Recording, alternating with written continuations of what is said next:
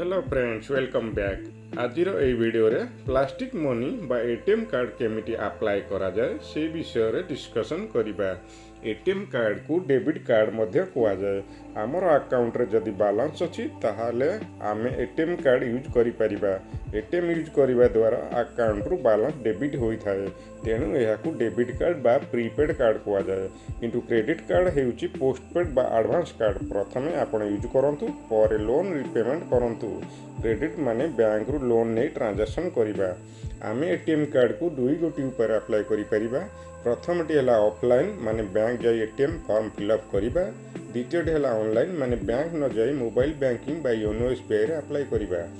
Bank जाई जदि apply करूछंती पूर्वरु थिबा सबु कार्ड गुडी को परमानेंट ब्लॉक बा क्लोज करि दियंतु।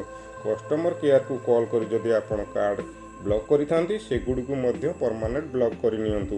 काहेकि ना टेम्पोरारी ब्लॉक होइथिबा कार्ड पई आपण को एनुअल एटीएम चार्ज दबाकू पड़ी थाए।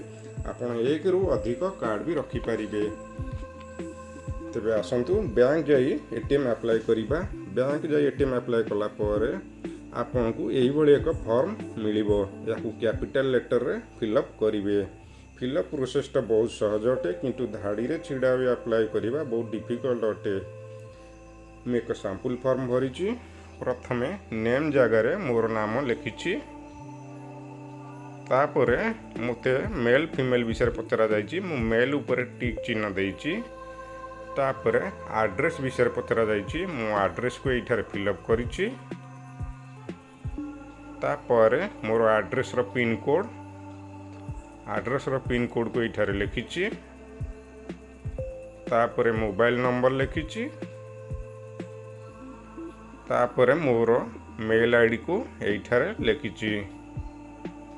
तापरे मु को अकाउंट रे एटीएम अप्लाई करूची ता एठारे टिक चिन्ह देइची।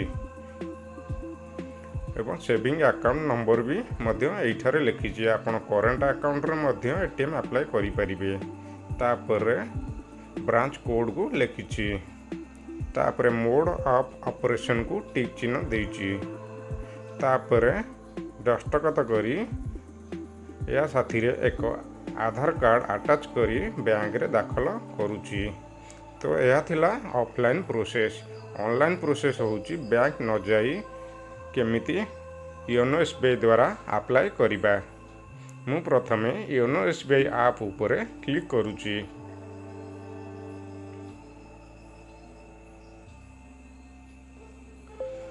लॉगिन पेज खोली जाइची। तो वर्तमान लॉगिन ऊपर क्लिक करूची। तापरे एमपिन एंटर करूची। या पर एसबीआई रो होम पेज खोली जाइची। सर्विस रिक्वेस्ट ऊपर क्लिक करूची। तापर राइट साइड तळ आड़ को देखंतु एटीएम डेबिट कार्ड लिखा है। ता ऊपर क्लिक करूची। तापरे इंटरनेट प्रोफाइल पासवर्ड एठारे मु एंटर करूची। तापर सबमिट ऊपर क्लिक करूची। तापरे रिक्वेस्ट न्यू और रिप्लेसमेंट ऊपर क्लिक करूची। परवर्ती पेज रे न्यू डेबिट कार्ड विषय रे स्क्रीन टी खोलीची। एठी अकाउंट नंबर सिलेक्ट करूची। तापरे एटीएम ऊपर आपन नाम केमिति प्रिंट हेबो से नाम को एठारे लिखंतु। मु सिंपल मोर नामटी लिखि देइची। तापरे select the type of card select कला पर चारि प्रकार कार्ड शो करूची। RuPay classic card, visa classic card, visa global card, visa contactless card. प्रथमे रुपे क्लासिक कार्ड देखिबा। यह को इंडियन कार्ड अटे। It is made by NPCI manage by RBI. यार लिमिट 20,000।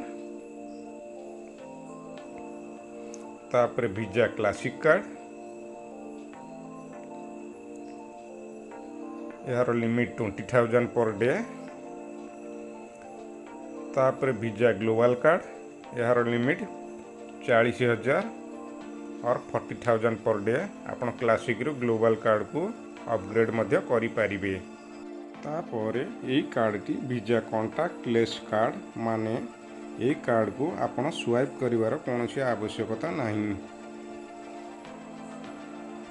यह रेडियो फ्रिक्वेन्सी टेक्नोलोजी उपर काम करिथाए। मु रुपे क्लासिक कार्ड को सिलेक्ट करुच्ची। आपणकर पुराना जदि कौन सी कार्ड एक्टिव थाए से कार्ड को आप सिलेक्ट करें ना। तापर मु एड्रेस को सिलेक्ट करुच्ची। तापर टर्म कंडीशन सिलेक्ट करी नेक्स्ट क्लिक करुच्ची। तापर मोर मोबाइल को एक ओटीपी आसी से ओटीपी को एठारे एंटर करुच्ची।